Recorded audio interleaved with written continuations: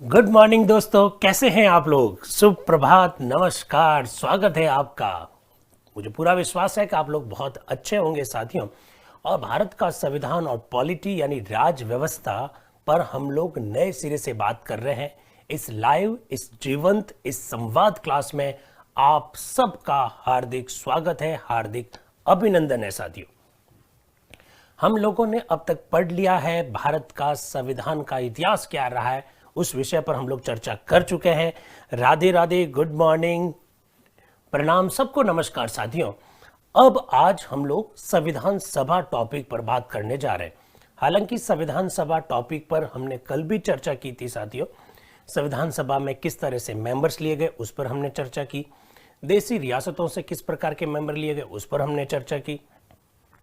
साथ ही साथ चुनाव का क्या सिस्टम था, मनोनयन का क्या सिस्टम था, उस पर हमने चर्चा की। क्या संविधान सभा के सभी सदस्यों का चुनाव हुआ तो प्रत्यक्ष हुआ, अप्रत्यक्ष हुआ, इस विषय पर भी हमने चर्चा की। संविधान सभा की पहली बैठक में कितने सदस्यों ने भाग लिया, इस विषय पर भी चर्चा की थी साथियों। ये संवाद वाली क्लास है। तौफीक साहब कह रहे हैं कि संविधान सभा का उद्घाटन किसने किया, मतलब फीता किसने काटा। ऐसा कहीं कुछ भी नहीं हुआ यार तौफीक साहब, ऐसा कुछ भी नहीं हुआ कि संविधान सभा का कोई कमरा था और उसका एक फीता काटकर उद्घाटन किया गया। ये पता नहीं कहाँ से कोई फैक्ट लेकर आ जाता है, कोई लिखवा देता है। एकदम गलत बात है। संविधान सभा का उद्घाटन जैसी कोई स्थिति नहीं रही है। तो साथियों, संविधान सभा में अब हम आज बहुत महत्वपूर्ण बात करने वाले हैं। कई सारे नए फैक्ट्स पर बात करेंगे, कुछ बातें आपको लिखनी है। दोस्तों, मैंने पहले से भी कहा है, ये संवाद वाली क्लास है। अच्छे प्रश्नों का हमेशा स्वागत रहेगा। आपके हर अच्छा प्रश्न जो टॉपिक से रिलेटेड है उससे रिलेटेड हम जरूर बात करेंगे। और ये एडिशनल है, ये स्पेशल क्लास है। तो सभी साथियों को नमस्कार। अमृता जी कह रही है चरण स्पर्श, सोनम जी कह रहे हैं गुड मॉर्निंग, रजलानी जी कह रहे हैं राधे राधे, प्रदीप जी कह रहे हैं गुड मॉर्निंग, एक मित्र कह रहे हैं अनवर सुप्रभात, सभी को नमस्कार। हाँ, तो अब हम लोग बात कर रहे हैं संविधान सभा पर आगे। साथियों, पिछली क्लास में हालांकि हम लोगों ने बात की थी कि संविधान सभा में कितनी महिलाएं मेंबर्स थी, इस विषय पर हमने बात की थी। पर फिर भी कई सारे प्रश्न आए दोस्तों के, अभी भी आ रहे हैं। मैं सोचता हूं कि मुझे लगता है कि इन प्रश्नों का जवाब देना चाहिए। प्रवीण कुमार जी कह रहे हैं मैंने आज ही प्रवेश लिया है, तो आपका स्वागत है प्रवीण जी इस परिवार में।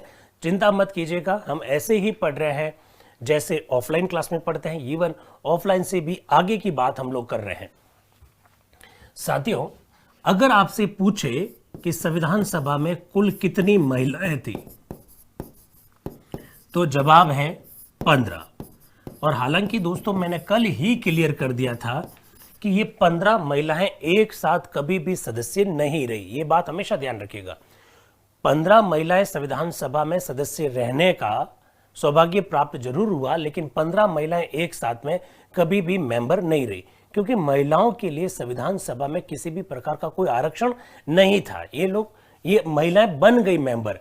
टोटल 9 दिसंबर 1946 से लगाकर 24 जनवरी 1950 तक संविधान सभा की जो बैठ के चली, उसमें टोटल मिलाकर जिन महिलाओं को भाग लेने का अवसर मिला उनकी संख्या है 15। एक साथ में कभी भी ये 15 मेंबर नहीं रही और महिलाओं के लिए किसी भी प्रकार का उस दौरान आरक्षण नहीं था। ये बात भी आप ध्यान रखिएगा, ठीक है। लिख देता हूं, क्या भरोसा कोई प्रश्न पूछ ले।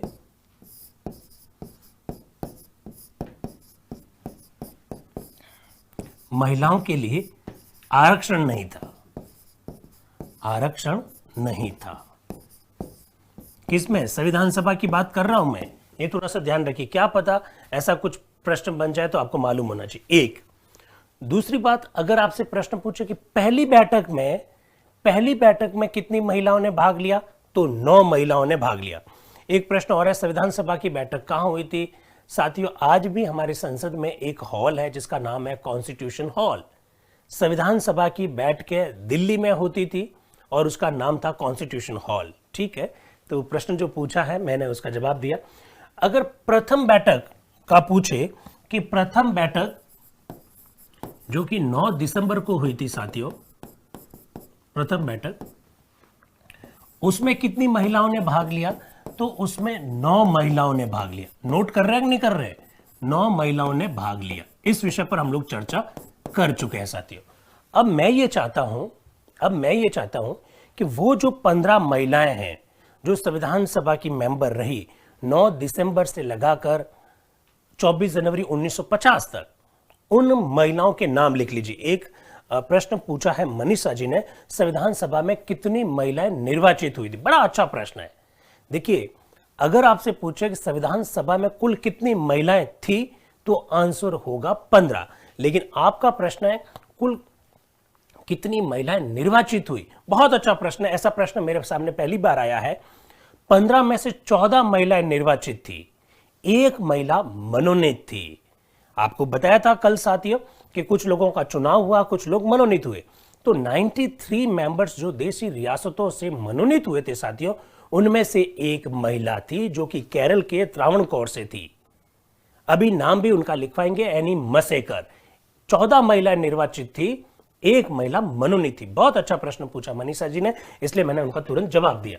तो प्रथम बैठक में 9 महिलाओं ने भाग लिया, ये थोड़ा सा ध्यान रखिए साथियों। आपसे अगर प्रश्न पूछ ले कि टोटल जो 15 महिलाएं थी वो कौन कौन सी थी, तो मैं आपके सामने उन 15 महिलाओं के नाम भी रख रहा हूं ताकि आपको याद रहे। अच्छा प्रश्न पूछा जा सकता है।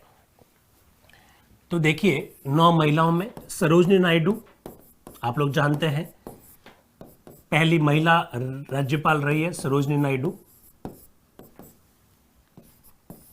सुचेता कृपलानी, ये उन 15 महिलाओं के नाम बता रहा हूं मैं आपको। सुचेता कृपलानी, राजकुमारी अमृता कौर,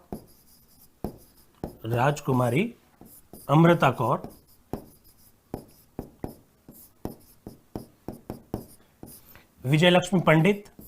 ये जो चारों नाम मैंने लिखे हैं साथियों आपके सामने, ये चारों नाम बहुत फेमस नाम है, तो ध्यान रखिएगा। विजय लक्ष्मी पंडित आप जानते हैं ना, पंडित नेहरू जी की सिस्टर है। राजकुमारी अमृता कौर तो भारत की पहली महिला मंत्री भी रही है। तो सरोजनी नायडू, सुचेता कृपलानी, राजकुमारी अमृता कौर, विजय लक्ष्मी पंडित, हंसा मेहता, इनके बारे में भी आप जरूर जानते होंगे, पहली महिला ग्रेजुएट है।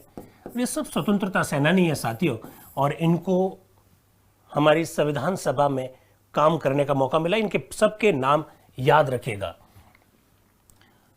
हंसा मेहता के बाद में दुर्गाबाई देशमुख, अभी थोड़ी देर बाद में और बात करेंगे दुर्गाबाई देशमुख के बारे में। दुर्गाबाई देशमुख हमारा जो केंद्रीय समाज कल्याण बोर्ड जो रहा है पहला, उसके अध्यक्ष के पद पर रहने का सौभाग्य प्राप्त हुआ दुर्गाबाई देशमुख को। इनके हस्बैंड सीडी देशमुख भारत के वित्त मंत्री भी रह चुके हैं। सीडी देशमुख को आरबीआई का गवर्नर बनने का भी मौका मिला। तो ये सब बातें आपको मालूम होनी चाहिए। बेगम अयाज रसूल, आप देखिए, बेगम अयाज रसूल के बारे में एक बात ध्यान रखना साथियों। बेगम अयाज रसूल एकमात्र मुस्लिम महिला है। बेगम अयाज रसूल एकमात्र मुस्लिम महिला है जिन्हें संविधान सभा का मेंबर बनने का अवसर मिला। एक दूसरी बात, इससे भी बढ़िया प्रश्न, बेगम अयाज रसूल हमारे जो हॉकी है, हॉकी का जो फेडरेशन है, हॉकी का जो महासंघ है, महिला हॉकी महासंघ की अध्यक्षा भी रह चुकी है बेगम अयाज रसूल। ये सब बातें ध्यान रखना। क्या बातें ध्यान रखोगे? एक, ये एकमात्र मुस्लिम महिला है, इसको ध्यान रखिएगा। दूसरी बात, हॉकी फेडरेशन, जो विमेन हॉकी फेडरेशन है, उसकी अध्यक्षा भी रह चुकी। तो कई बार इस प्रकार के प्रश्न पूछे जा सकते हैं। नेक्स्ट देखिए साथियों, कमला चौधरी, एक मेंबर थी कमला चौधरी। तो 8 नाम हो गए कमला चौधरी। इसी प्रकार से ये सब नाम आपको याद रखना है। इस संदर्भ में बहुत अच्छा प्रश्न पूछा जा सकता है। एक मेंबर थी दाक्षायणी वेलायुधन, ये नाम अपने आपको याद रखने पड़ेंगे साथियों। इस प्रकार के प्रश्न बनते हैं, ये सब नाम नोट कीजिएगा। दाक्षायणी वेलायुधन, मालती चौधरी, एक मेंबर का नाम क्या था? मालती चौधरी। एक मेंबर थी पूर्णिमा बनर्जी, पूर्णिमा बनर्जी। हालांकि इन सबको एक साथ मेंबर बनने का कभी भी अवसर नहीं मिला था साथियों, लेकिन ये सब मेंबर रहे हैं। और जैसा अभी आपने प्रश्न भी पूछा, कौन सा प्रश्न पूछा था कि कितनी महिलाएं निर्वाचित हुई, तो मैंने कहा 15 में से 14 महिलाएं निर्वाचित हुई थी साथियों, और एक मेंबर जो है वो मनोनीत हुई थी। एक मेंबर जो मनोनीत हुई थी वो त्रावणकोर से थी, उसका नाम था एनी मसेकर। एनी मसेकर, तो ये नाम ध्यान रखिएगा साथियों, ये मनोनीत थी। मैं इनके कोष्टक में लिख दूं मनोनीत, और कहां से थी, केरल से। ये ऐसे ध्यान रखना है साथियों। 12, तो आपके जो प्रश्न है वो प्रश्न मुझे स्क्रीन पे दिखाई दे रहे हैं। मैं कुछ 2-3 नाम और लेना चाहूंगा। एक अमू स्वामीनाथन, अमू स्वामीनाथन भी मेंबर थी संविधान सभा की। अमू स्वामीनाथन, टोटल 15 महिलाएं, इसमें से मैंने कुछ नाम आपके सामने रखे हैं।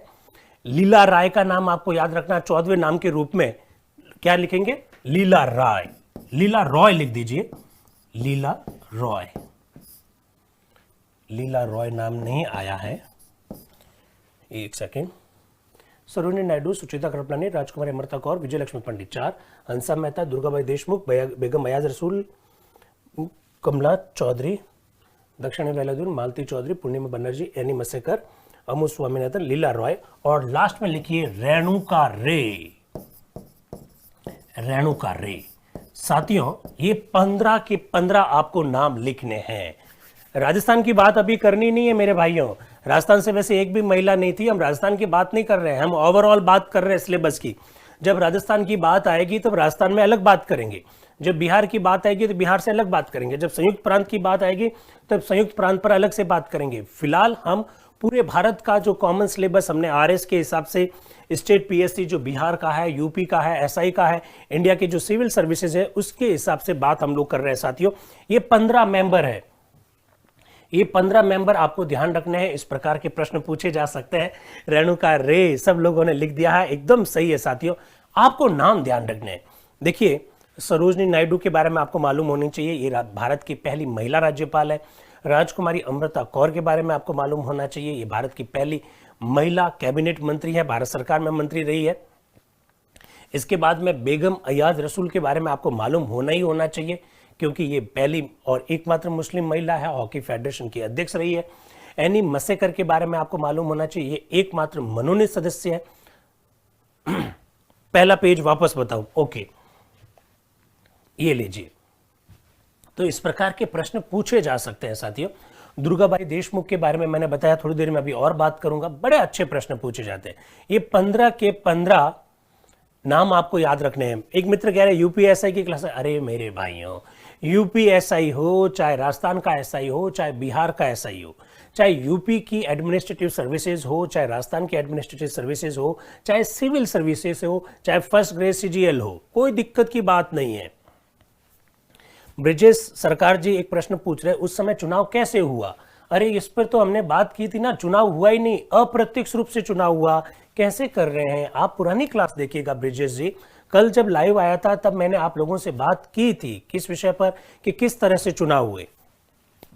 विजय राव साहब क्या कह रहे हैं? विजय लक्ष्मी पंडित यूएन महासभा की पहली अध्यक्ष, एकदम सही बात है। ऐसे तो प्रश्न पूछे जाते हैं। विजय लक्ष्मी पंडित के संदर्भ में गलत कथन को छाटिए। नंबर 1, ये पंडित नेहरू की बहन है। नंबर 2, ये यूएनओ में महासभा की अध्यक्षा रह चुकी है, ये पहली महिला है जो अध्यक्ष रही है, और ये संविधान सभा की मेंबर भी रही है। इस प्रकार से प्रश्न पूछे जा सकते हैं, तो थोड़ा सा इनको ध्यान रखिएगा। डॉक्टर बजरंग जी ने एक प्रश्न पूछा, मनोनयन का आधार वही था जो आज है? जी नहीं, जी नहीं। मनोनयन मन से हुए हैं साथियों। मनोनयन देशी रियासतों में हुए हैं। देशी रियासतों में राजा महाराजा और प्रजामंडल के नेता दोनों ने मिलकर जिस नाम पर सहमति व्यक्त की है, उनका मनोनयन हुआ। वैसे अधिकांश उन लोगों का ही मनोनयन हुआ है जो देश की आजादी के लिए लड़ रहे थे, उन लोगों का ही मनोनयन हुआ। और वैसे भी कहते हैं कि अगर जनता के द्वारा प्रत्यक्ष रूप से चुनाव अगर करवाया भी जाता तो भी ऐसी स्थिति में यही लोग चुनकर आते, क्योंकि ये पॉपुलर चेहरे हुआ करते थे। ठीक है, चलिए इस प्रकार के प्रश्न पूछे जा सकते हैं। देशी रियासतों का प्रतिनिधित्व कौन सी महिला ने किया? अरे मांगीलाल जी, मैं बार बार कह रहा हूं, आप कहां हैं? आप बाद में जुड़े हैं क्या मांगीलाल जी? मैं आपको बार बार कह रहा हूं, कहां गए? एनी मसेकर, ये लिखा है ना मैंने। देश मनोनीत का। आप मांगीलाल जी एक बात बताओ, आपने मुझसे प्रश्न पूछा कि साहब कौन सी महिला का देशी रियासतों से प्रतिनिधित्व हुआ? मांगीलाल जी थोड़ा सा दिमाग को यूज कीजिए। क्या दिमाग को इस तरह से यूज करना कि मनोनीत कहां से होते थे? देशी रियासतों से होते थे, तो फिर ये हो गया ना देशी रियासतों का प्रतिनिधित्व। कुछ बातें ऐसी है साथियों जो रटिए मत आप। मेरा बार बार आपसे आग्रह रहेगा, आप रटिए मत। अरे यार, देशी रियासतों का प्रतिनिधित्व किसने किया ये मैं अलग से लिखवाऊं, और एनी मसेकर एकमात्र मनोनीत महिला थी ये मैं अलग से लिखाऊं तो मेरी मूर्खता होगी साथियों। अरे मनोनीत देशी रियासतों से ही होते थे। थोड़ा सा दिमाग लगाना पड़ेगा साथियों। इस प्रकार के भी प्रश्न हो सकते हैं। पहली बैठक में शामिल होने वाली कौन सी 9 महिलाएं हैं? तो देखिए, एक बात तो आपको क्लियर करनी पड़ेगी, बेगम अयाज रसूल हो नहीं सकती क्योंकि वो मुस्लिम लीग से थी और मुस्लिम लीग ने पहली बैठक का क्या किया? बहिष्कार किया।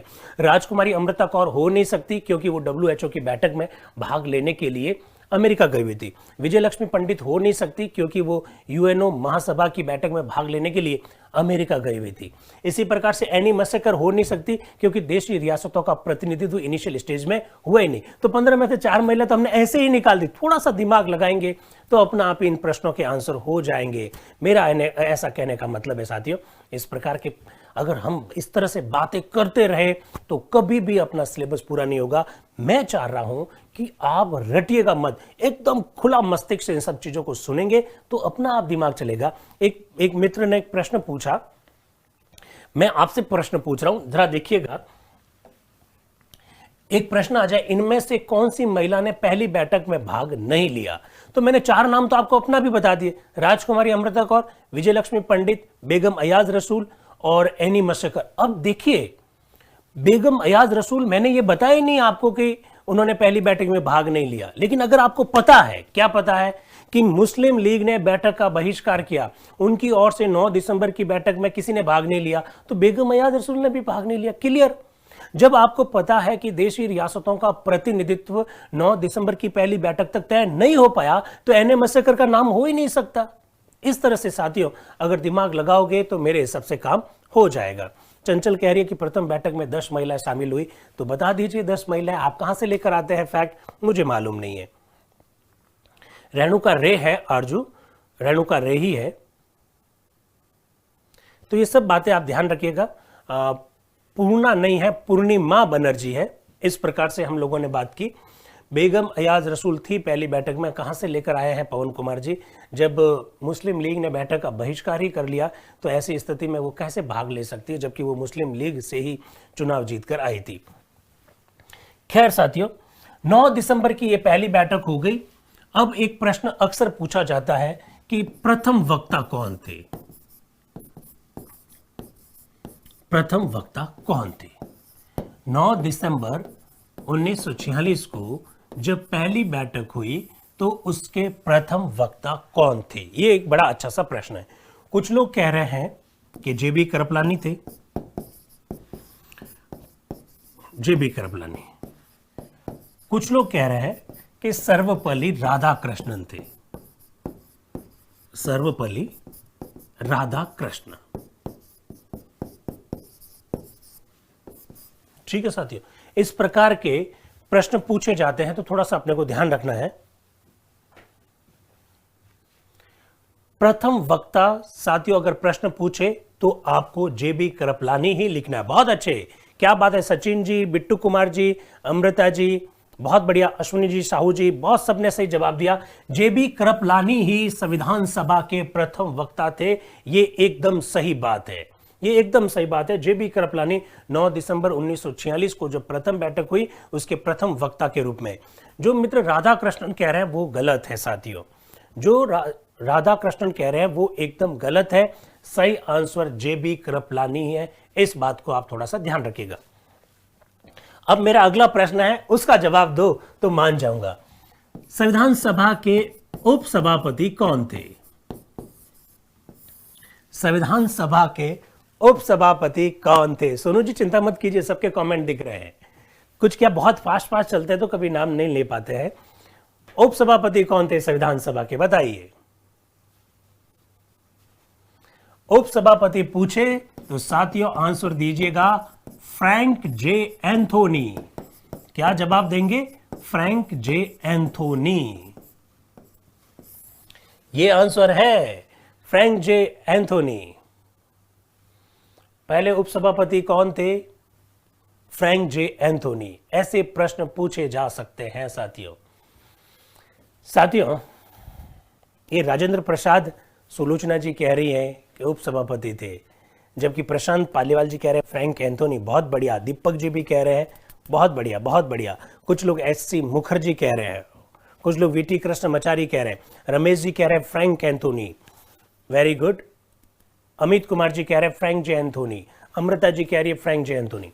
याद रखिएगा साथियों, संविधान सभा के पहले और एकमात्र उपसभापति फ्रैंक जे एंथोनी ही थे। ये जो एचसी मुखर्जी जो कह रहे हैं, कॉन्सेप्ट क्लियर करेंगे अभी थोड़ी देर में साथियों। डॉक्टर सच्चिदानंद सिन्हा को जब संविधान सभा का प्रथम बैठक की अध्यक्षता करने के लिए कहा गया तो डॉक्टर सच्चिदानंद सिन्हा ने स्पष्ट शब्दों में कह दिया, मैं बहुत बुजुर्ग हूं, मैं बीमार भी रहता हूं, इसलिए मुझे मेरे कार्यों में मदद करने के लिए एक व्यक्ति चाहिए। तो फ्रैंक जे एंथोनी को संविधान सभा में उपसभापति के पद पर नियुक्त किया गया और कहा कि आप मेरे कार्य में क्या करना? मदद करना साथियों। लेकिन जैसे ही संविधान सभा के 2 स्थायी उपाध्यक्ष बना दिए गए तो फ्रैंक जे एंथोनी का काम क्या हो गया? कंप्लीट हो गया। ये फ्रैंक जे एंथोनी आंग्ल भारतीय थे, एंग्लो इंडियन थे साथियों। और अभी आप प्रश्न मत पूछना कि आंग्ल भारतीय क्या होता है, इसको हम आगे समझेंगे, चिंता मत कीजिए। बहुत बढ़िया, बिट्टू कंवर जी ने तो पहले ही कह दिया आंग्ल भारतीय। क्या बात है, बड़ी खुशी होती है मुझे जब इस तरह से जवाब देते हैं मित्र लोग। पवन कुमार जी कह रहे हैं कि 7 बार मनोनयन। यस, भारत की लोकसभा में ये 7 बार राष्ट्रपति के द्वारा एंग्लो इंडियन के रूप में मनोनीत हो रखे। ये फ्रैंक जे एंथोनी हमारी संविधान सभा के पहले उपसभापति थे, पहले और एकमात्र उपसभापति। जेठाराम जी प्रश्न पूछ रहे हैं कि सर संविधान सभा में 2 उपाध्यक्ष थे। अभी बात कर रहे हैं जेठाराम जी, संविधान सभा में उपाध्यक्ष की बात ही नहीं कर रहे हैं, अभी थोड़ी देर बाद में बात करेंगे। अभी हम किस पर बात कर रहे हैं? उपसभापति पर बात कर रहे हैं। मेरी बात को समझ रहे हैं? उपसभापति एक ही थे, पहले थे और एकमात्र। इसके बाद में कभी और उपसभापति नहीं बनाया गया। Frank J Anthony Anglo Indian community के थे और बाद में लोकसभा में 7 बार राष्ट्रपति के द्वारा मनोनीत हुए। इससे आप अंदाज लगा सकते हैं साथियों। और सबसे बड़ी बात क्या है, जब ये संविधान सभा के मेंबर थे फ्रैंक जे एंथोनी, मुश्किल से उम्र 35-36 साल की थी साथियों। मतलब इतनी छोटी उम्र में देश के भविष्य का निर्माण करने वाली संविधान सभा के मेंबर बन गए, तो आप अंदाज लगा सकते हैं कि ये कितने कैलिबर के व्यक्ति थे। 32 साल के लगभग उनकी एज थी साथियों। आप जरा सोचिए, गजब के शिक्षाविद थे। शिक्षाविद के रूप में इनको एंग्लो इंडियन कम्युनिटी में आज भी बड़ा जबरदस्त तरीके से याद किया जाता है। 7 बार मनोनीत हुए थे, ये थोड़ा सा ध्यान रखना। अब साथियों मित्र लोग प्रश्न पूछ रहे हैं, कि संविधान सभा के उपाध्यक्ष। साथियों ध्यान रखना, मैं एकदम कॉन्सेप्ट क्लियर करना चाहता हूं, आपके प्रश्नों का जवाब भी देना चाहता हूं। और जो मित्र कह रहे हैं कि मेरे कमेंट नहीं दिख रहे हैं, उनको भी कह देता हूं कि उनके कमेंट दिख रहे हैं। सुनील जी, विष्णु साहब, चिंता मत कीजिए, आपके कमेंट दिख रहे हैं। अच्छा प्रश्न आएगा, तुरंत आपका जवाब मिलेगा।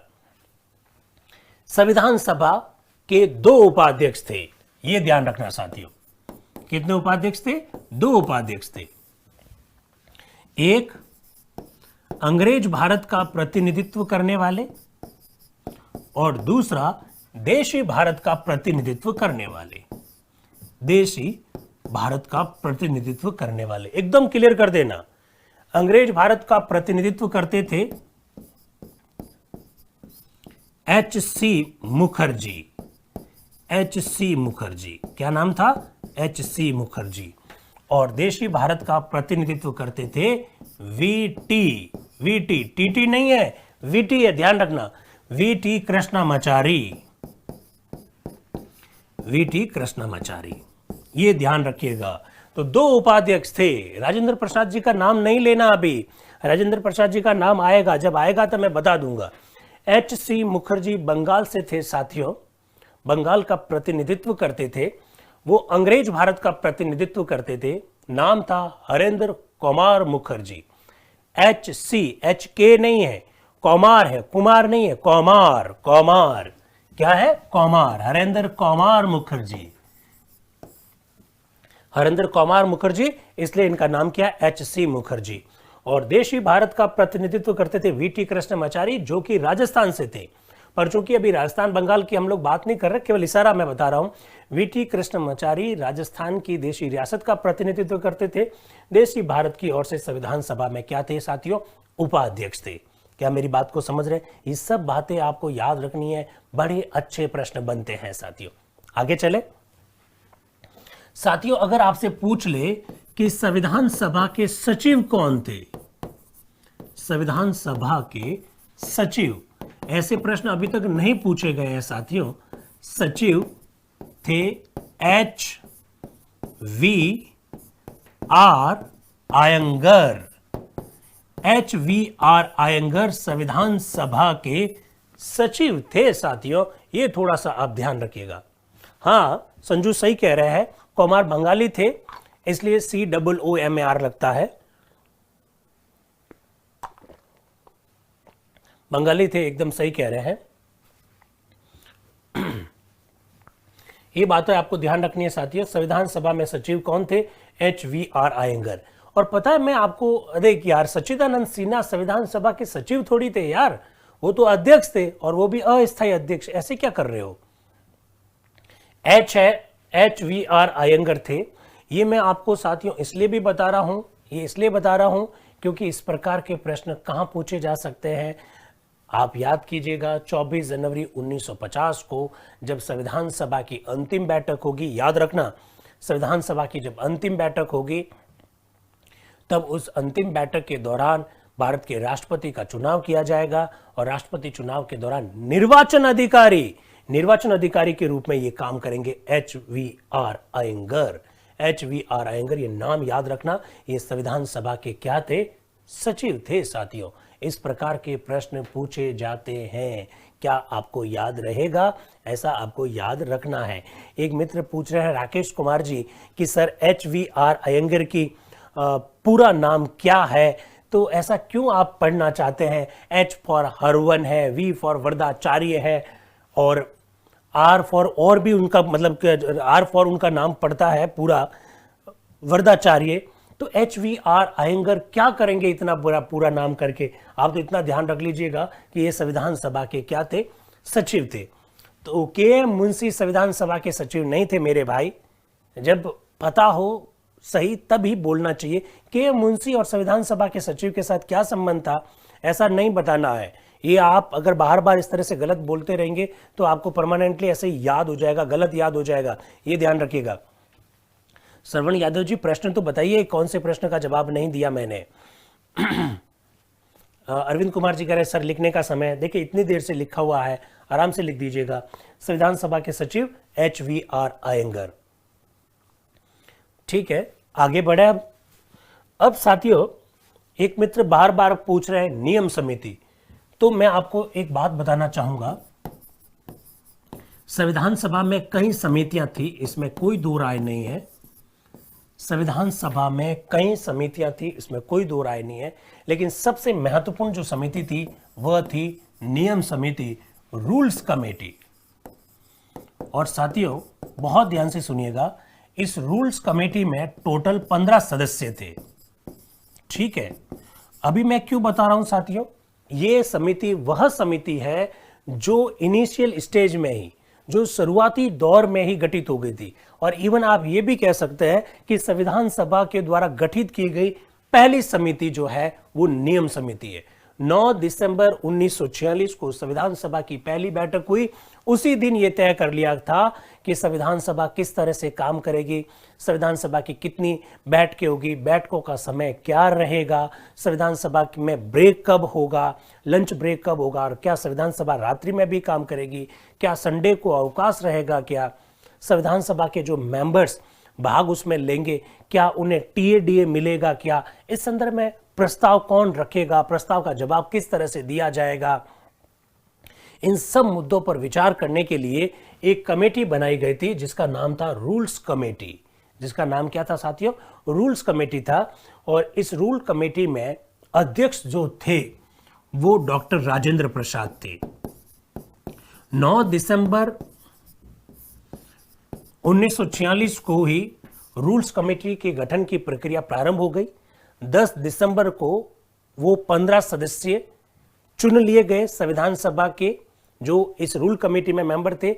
और 11 दिसंबर 1946 को जब डॉक्टर राजेंद्र प्रसाद ने संविधान सभा के स्थायी अध्यक्ष के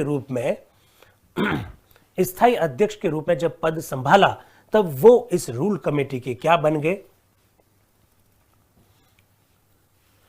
वो इस रूल कमेटी के क्या बन गए? अध्यक्ष बन गए। साथियों, आपको यह ध्यान रखना है, संविधान सभा की ये पहली कमेटी है। संविधान सभा की ये पहली कमेटी है।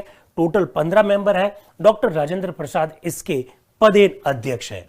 और रमेश सांबरिया जी ने एकदम सही बात कही है कि इस रूल कमेटी में एक ही महिला सदस्य थी। एक महिला सदस्य, और उनका नाम क्या है? दुर्गाबाई देशमुख। अभी मैंने आपको बताया था दुर्गाबाई देशमुख।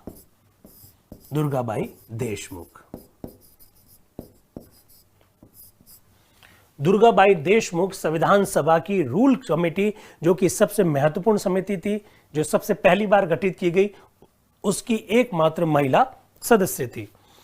शिवानी जी ने प्रश्न पूछा, क्या सभी सदस्य निर्विरोध निर्वाचित हुए? देखिए, संविधान सभा में 9 दिसंबर 1946 को जब पहली बैठक हुई तो कहा कि संविधान सभा में रूल कमेटी का गठन किया जा रहा है। जो अपने आप को मेंबर बनाना चाहता है वो खड़ा हो सकता है चुनाव में। सरप्राइजिंग ये था कि केवल 15 लोग ही खड़े हुए, इसलिए 15 के 15 क्या हो गए? निर्विरोध निर्वाचित हो गए। एक मित्र ने प्रश्न पूछा, मैंने जवाब दे दिया साथियों। ठीक है, नहीं विमल जी, डॉक्टर राजेंद्र प्रसाद के अलावा 15 थे, ये थोड़ा सा ध्यान रखिएगा। डॉक्टर राजेंद्र प्रसाद तो पदेन अध्यक्ष थे। ठीक है, डॉक्टर राजेंद्र प्रसाद तो पदेन अध्यक्ष थे, क्योंकि वो संविधान सभा के अध्यक्ष थे, इसलिए वो रूल कमेटी के भी क्या थे? अध्यक्ष थे। 15 सदस्य अलग से थे। हाँ, पवन कुमार जी सही कह रहे हैं कि दुर्गाबाई देशमुख तो पहला लोकसभा चुनाव हार गई थी। एकदम बात सही है। दुर्गाबाई देशमुख स्वतंत्रता सेनानी थी। दुर्गाबाई देशमुख संविधान सभा की सदस्य थी। दुर्गाबाई देशमुख रूल कमेटी की एकमात्र महिला सदस्य थी। दुर्गाबाई देशमुख स्वतंत्रता सेनानी, भारत के वित्त मंत्री रहे, सीडी देशमुख की पत्नी है। दुर्गाबाई देशमुख केंद्रीय समाज कल्याण बोर्ड की पहली महिला अध्यक्ष है और पहली भी अध्यक्ष है। और दुर्गाबाई देशमुख पहला लोकसभा चुनाव हार गई थी। ये बात एकदम सही है।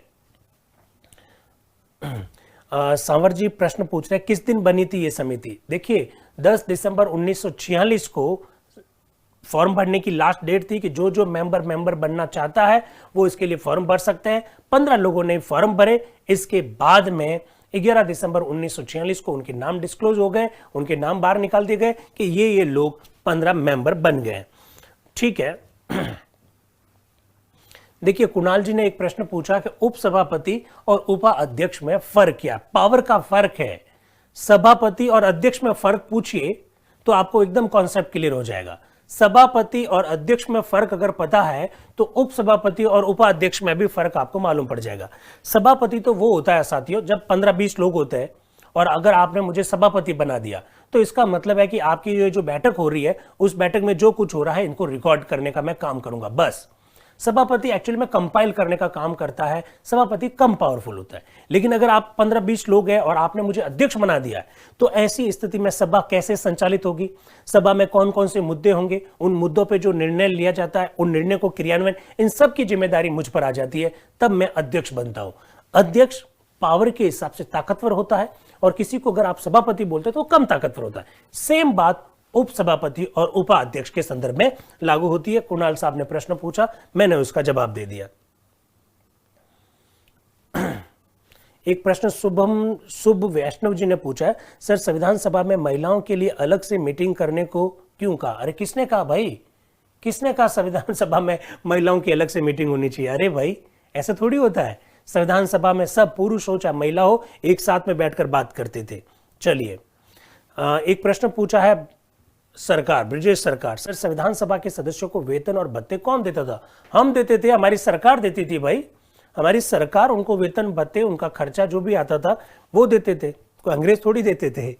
चलिए, ये मेंस के लिए नहीं है, ये पीटी ओरिएंटेड है। एक अंकिता जी ने प्रश्न पूछा, इसका मैंने जवाब दिया। सुभाष जी जाखड़ साहब प्रश्न पूछ रहे हैं कि सर झंडा समिति के अध्यक्ष कौन थे? देखिए, झंडा समिति, पहली बात तो कोई इस प्रकार की समिति थी नहीं, और अधिकांश जगह पर लिखा हुआ था कि जेबी कृपलानी थे। ये गलत है, ये गलत है, ये मैंने पहले भी कई बार कहा है। आगे बढ़े अब इससे आगे। चलिए साथियों, एक प्रश्न पता नहीं क्यों प्रश्न पूछा जाता है कि संविधान सभा की दूसरी बैठक कब हुई? ये मूर्खतापूर्ण प्रश्न है यार। दूसरी बैठक कब हुई? ये कोई बात हुई क्या? संविधान सभा की बैठक 9 दिसंबर को हुई, पहली बैठक थी। दूसरी बैठक 10 दिसंबर को थी, तीसरी बैठक 11 दिसंबर को थी, चौथी बैठक 12 दिसंबर को थी, पांचवी बैठक 13 दिसंबर को थी। इस प्रकार के प्रश्नों का कोई इलाज नहीं है साथियों। 9 दिसंबर 1946 को पहली बैठक हुई, तो दूसरी बैठक कब होगी? 10 तारीख को ही होगी। ये गलत प्रश्न है, इसलिए ऐसे प्रश्न पता नहीं क्यों पूछ लेते हैं, और कुछ लोगों ने लिखवाना भी शुरू कर दिया। तो 9, 10, 11, 12, 13 इस तरह से 22 दिसंबर तक पहला सत्र चलता रहा। ठीक है साथियों, तो इसका आंसर 10 दिसंबर है, हालांकि इस प्रश्न का कोई मतलब नहीं है। ठीक, एक मित्र बार बार प्रश्न पूछ रहे हैं, हालांकि मैंने जवाब दे दिया था साथियों। एक मित्र कह रहा है कि सर पहली बैठक में 211 लोगों ने भाग लिया, ऐसा वो बार बार कह रहे हैं। अरे मेरे भाइयों, मैंने कह दिया पहली बैठक में 211 नहीं है, प्रथम बैठक और प्रथम सत्र, इन दोनों में बड़ा अंतर है। प्रथम बैठक 9 दिसंबर 1946 को हुई और उस बैठक में 207 लोगों ने भाग लिया। ये सही है, ये एकदम बात सही है। ठीक है, और दूसरी बात, प्रथम सत्र पूछे तो प्रथम सत्र 9 दिसंबर 1946 से लगाकर 22 दिसंबर 1946 तक चला। प्रथम सत्र काफी दिनों तक चला। उसमें अगर आपको पूछे तब आप आंसर लिखिएगा 211, ये थोड़ा सा ध्यान रखिएगा। एक मित्र कह रहे हैं अमन जी कि 11 दिसंबर हमको लिखवाया गया। कौन लिखवाता है? अरे मेरे भाइयों, 11 दिसंबर कौन लिखवाता है? एक्चुअली में क्या होता है मैं बता देता हूं। हम कुछ इस तरह से लिखा होता है कि 9 दिसंबर 1946 को संविधान सभा की प्रथम बैठक थी, जिसकी अध्यक्षता डॉक्टर सच्चिदानंद सिन्हा ने की। फिर हम लोग लिखवा देते हैं 11 दिसंबर 1946 को संविधान सभा के स्थायी अध्यक्ष चुने गए डॉक्टर राजेंद्र प्रसाद। जी नहीं, संविधान सभा की पहली बैठक 9 और दूसरी बैठक 10 दिसंबर को, कोई प्रॉब्लम नहीं है। बैठक तो ऐसी ही चलती, 9, 10, 11, 12 इस तरह से चल रही थी। तो ये सब बातें आपको मालूम होनी चाहिए। सबके मैसेज दिख रहे हैं, चिंता मत कीजिए। सेकंड बैठक कहां से लेकर आ गए? 11 दिसंबर, 10 दिसंबर ही है साथियों, इसको थोड़ा सा ध्यान रखिए। प्रथम बैठक 9 दिसंबर 1946, 207। प्रथम सत्र जो कि काफी दिनों तक चला, उस सत्र में टोटल लोगों ने जो भाग लिया उनकी संख्या क्या है? 211 है साथियों, इसको भी आप थोड़ा सा ध्यान रखिएगा। यस, विमल सही कह रहा है, प्रथम बैठक में 207 और प्रथम सत्र में 211। चलिए आगे बढ़े। अब साथियों 11 दिसंबर 1946 को जब संविधान सभा बैठी तो उस बैठक में डॉक्टर राजेंद्र प्रसाद को संविधान सभा का स्थायी अध्यक्ष चुन लिया गया। संविधान सभा का क्या चुन लिया गया साथियों? स्थायी अध्यक्ष चुन लिया गया। ये संविधान सभा के स्थायी अध्यक्ष चुन लिए गए। एक मित्र प्रश्न पूछ रहे हैं, क्या है कि सर कुल कितनी बैठक हुई? 9 दिसंबर 1946 से काउंट कर लीजिए साथियों 24 जनवरी 1950 तक। ये 2 साल 11 महीने और 18 दिन का ये जो आंकड़ा है ये ठीक नहीं है, उस पर मैं बाद में बात करूंगा। अभी टॉपिक स्टेप बाय स्टेप हम लोग चल रहे हैं, ठीक है? कोई बात नहीं, 11 दिसंबर पढ़ा है तो कोई दिक्कत नहीं है, पर बैठक 10 दिसंबर को हुई थी। डॉक्टर राजेंद्र प्रसाद संविधान सभा के स्थायी अध्यक्ष बन गए थे 11 दिसंबर 1946 को। एक दूसरा बात, डॉक्टर सच्चिदानंद सिन्हा संविधान सभा के अस्थायी अध्यक्ष थे, इसका क्या मतलब है? इसका कुछ लोग कह रहे हैं कि सर सभापति थे या अस्थायी अध्यक्ष थे, क्या थे? तो साथियों मैं एकदम क्लियर कर देता हूं, शुरुआती दौर में संविधान सभा के अध्यक्ष को सभापति ही कहा जाता था। शुरुआती दौर में संविधान सभा के अध्यक्ष को सभापति ही कहा जाता था, फिर उनका नाम चेंज होकर अध्यक्ष हो गया। ठीक है, इसलिए अगर कहीं किताबों में लिखा हुआ आता है कि डॉक्टर राजेंद्र प्रसाद संविधान सभा के स्थायी सभापति बना लिए गए, कोई दिक्कत नहीं है साथियों, इसमें किसी भी प्रकार की कोई प्रॉब्लम नहीं है। ठीक है, चलिए आगे बढ़ते हैं। डॉक्टर राजेंद्र प्रसाद संविधान सभा के स्थायी अध्यक्ष बना दिए गए। अब साथियों, संविधान सभा की जब पहली बार बैठक हुई 9 दिसंबर 1946 को, तो पिछले व्याख्यान में हम लोगों ने बात की थी, क्या बात की कि मुस्लिम लीग ने बैठक का बहिष्कार किया। हमने बात की थी कि देशी रियासतों का प्रतिनिधित्व नहीं हो पाया, और साथियों हम लोगों ने यह भी बात की थी कि एक मेंबर आने से पहले ही उनका निधन हो गया। उनके निधन पर शोक भी प्रकट किया गया था। मैंने नाम भी लिखवाया था साथियों, प्रश्नदेव रैकूट। याद आया? प्रश्नदेव रैकूट, ये नाम नोट भी किया होगा कल आपने। इनका निधन हो गया था तो इनके ऊपर शोक भी प्रकट किया गया था 9 दिसंबर 1946 को, शोक। साथियों जो मुस्लिम लीग, हाँ लक्ष्मीकांत जी एकदम सही कह रहे हैं, 11 दिसंबर को तीसरी बैठक हुई थी। ये पता नहीं 11 दिसंबर को दूसरी बैठक का कॉन्सेप्ट कहां से लेकर आ गए। 9, 10, 11, ये पता नहीं क्या दिक्कत आ रही है, मुझे मालूम नहीं है। साथियों प्रश्नदेव रैकूट का निधन हो गया, और मुस्लिम लीग जब बैठक में नहीं आई, मुस्लिम लीग जब बैठक में नहीं आई तो सबसे ज्यादा खुशी अगर किसी व्यक्ति को हुई तो वो थे इंग्लैंड के पूर्व प्रधानमंत्री विंसेंट चर्चिल। ऐसे प्रश्न पूछे जाते हैं साथियों। विंसेंट चर्चिल ने संविधान सभा की बैठक का मुस्लिम लीग द्वारा बहिष्कार किए जाने पर यह कहा कि संविधान सभा की बैठक एक ऐसे विवाह की तरह है जिसकी दुल्हन गायब है। नोट कर लीजिए, नोट करिए, प्रथम बैठक का, नोट करके लिखिए, प्रथम बैठक का मुस्लिम लीग द्वारा बहिष्कार किए जाने पर, मुस्लिम लीग द्वारा बहिष्कार किए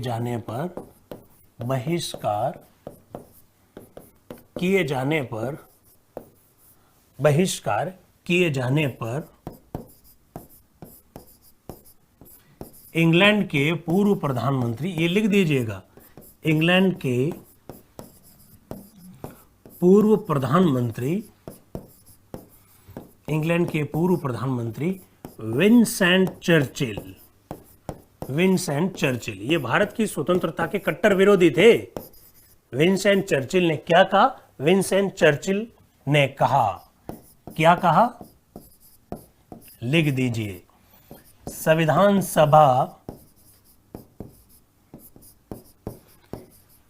सभा एक ऐसा विवाह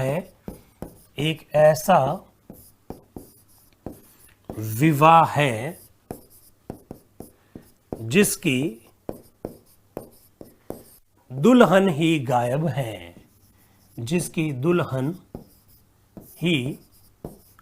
है, ऐसे प्रश्न पूछ लेते हैं साथियों, जिसकी दुल्हन ही गायब है।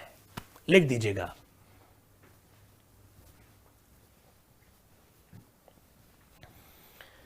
आपको समझ में आ रहा है कि नहीं आ रहा है साथियों? ये संवाद वाली क्लास है। मैं चाहता हूं कि आपके किसी भी प्रकार के कोई कंफ्यूजन है, कोई फैक्ट को लेकर कोई दिक्कत है, तो इस बार समस्या का समाधान करना है। संवाद वाली क्लास है, कोई बात नहीं, आपने कुछ गड़बड़ पढ़ लिया, हो सकता है कभी मैं भी गलती कर सकता हूं, इंसान ही गलती करता है, तो कोई दिक्कत की बात नहीं है। तो ये जरूर आप लिख दीजिएगा। आप सबके प्रश्न दिख रहे हैं विकास सैनी जी, क्यों चिंता कर रहे हैं? प्रश्न ढंग का होगा तो मैं जरूर जवाब दूंगा। एक ही प्रश्न का बार बार जवाब नहीं दिया जा सकता है, क्योंकि इतने सारे मित्र एक साथ देख रहे हैं और प्रश्नों को एकदम धड़ जा रहे हैं, एकदम फास्ट स्पीड चल रही है।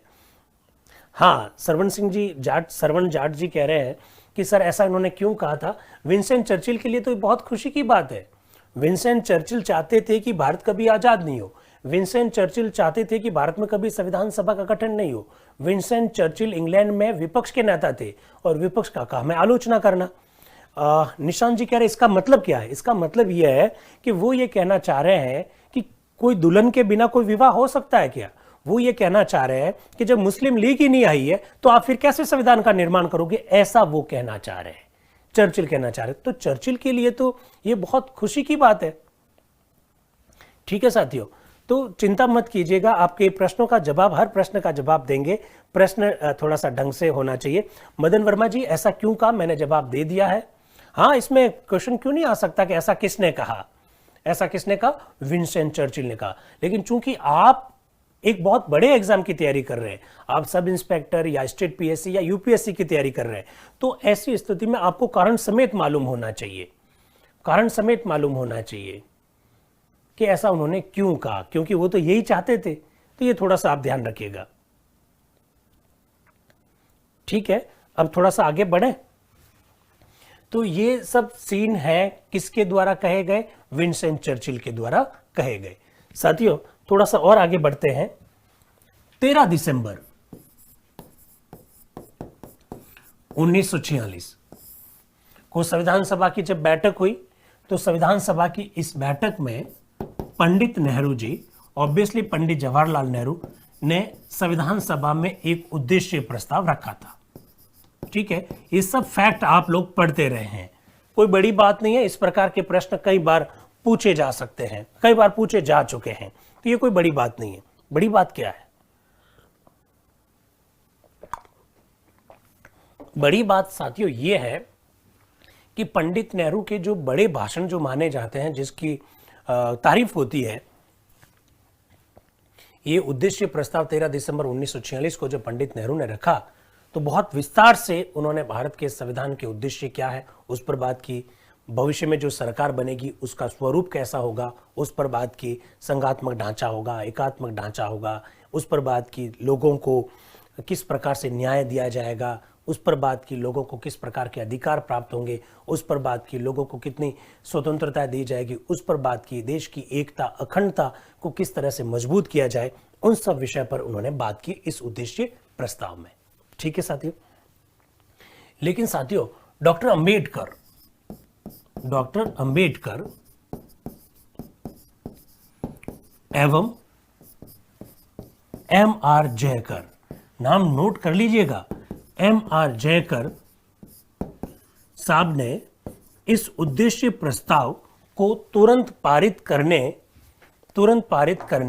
का विरोध किया। तुरंत पारित करने का क्या किया साथियों? विरोध किया। ठीक है, पंडित नेहरू जी ने जब उद्देश्य प्रस्ताव रखा था, आप चिंता मत कीजिए, मुझे सारे सवाल दिखाई दे रहे हैं आपके।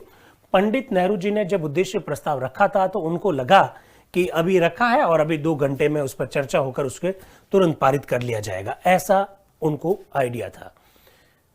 लेकिन डॉक्टर अंबेडकर और M.R. जयकर साहब ने उद्देश्य प्रस्ताव को तुरंत पारित करने का विरोध किया।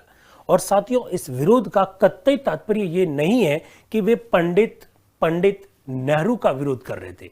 वे पंडित नेहरू का विरोध नहीं कर रहे थे। दोनों, डॉक्टर अंबेडकर हो चाहे M.R. जयकर साहब हो, दोनों संविधान के बहुत बड़े जानकार थे, दोनों बहुत अच्छे विधि के जानकार थे। M.R. जयकर साहब तो पूना विश्वविद्यालय के कुलपति रह चुके हैं साथियों, और डॉक्टर अंबेडकर साहब के बारे में तो बात करने की कोई आवश्यकता ही नहीं है, क्योंकि वो तो बहुत बड़े संविधान विशेषज्ञ थे। किस लिए विरोध किया, ऐसा प्रश्न पूछ रहे हैं विश्राम जी गुर्जर साहब, मैं आपको जवाब दे रहा हूं इसका साथियों। क्यों किया, इसका जवाब दे रहा हूं, बहुत ढंग से सुनना। ये कोई पटवारी, लेखपाल, वनपाल की क्लास नहीं है, ये सिविल सर्विस और एसआई की तैयारी करने वालों की क्लास है, इसलिए आपको एकदम ढंग से मालूम होना चाहिए। डॉक्टर अंबेडकर और डॉक्टर M.R. जयकर साहब, ये दोनों चूंकि विधि के विशेषज्ञ थे, उन्होंने कहा कि मुस्लिम लीग बैठक में आ नहीं रही है, मुस्लिम लीग संविधान सभा की बैठक का बहिष्कार कर रही है और भारत का संविधान बनाना हमारा काम है। अगर आज हमने उद्देश्य प्रस्ताव को पारित कर दिया तो मुस्लिम लीग के लिए संविधान सभा की बैठकों में भाग लेना असंभव हो जाएगा, क्योंकि वो ये हम पर आरोप लगाएंगे कि जब आपने उद्देश्य प्रस्ताव ही पारित कर दिया, भारत के संविधान के उद्देश्य क्या है उसको ही पारित कर दिया, तो फिर हमारा आने की जरूरत ही नहीं रही। अब तो मुस्लिम लीग की अनुपस्थिति की वजह से उन्होंने क्या कर दिया, इसका विरोध किया कि भाई मुस्लिम लीग को बुलाओ, नहीं तो टेक्निकली तकनीकी रूप से हम गलत हो जाएंगे। जैसे फॉर एग्जांपल हम घर में 10 लोग हैं, उदाहरण के तौर पर हम घर में 10 लोग हैं और हमारे घर पर किसी शादी का कार्ड आया है, पिताजी घर से बाहर गए हुए हैं, बहुत ध्यान से सुनना, मम्मी घर पे नहीं है, पिताजी घर पे नहीं है, 10 में से 8 लोग हम बैठे हैं और हमारे घर पर कार्ड आया शादी का कि वहां जाना या नहीं जाना इसके बारे में निर्णय लेना है। तो पड़ोस के एक अंकल आकर हमको ये कहते हैं कि भाई आज तुम निर्णय मत लो, अगर तुमने ये निर्णय ले लिया है जाना या नहीं जाना है तो पिताजी और जो माँ है वो घर में आएंगे ही नहीं, वो कहेंगे कि जब आप हमारे बिना पूछे निर्णय ले रहे हो तो फिर का कोई मतलब ही नहीं रहा।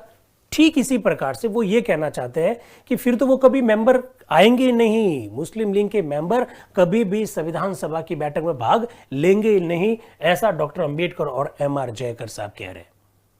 तो मेरी बात को आप लोग समझे। विष्णु सिंह जी राजपूत साहब कह रहे हैं सर इस समय डॉक्टर अंबेडकर मुस्लिम लीग से थे क्या?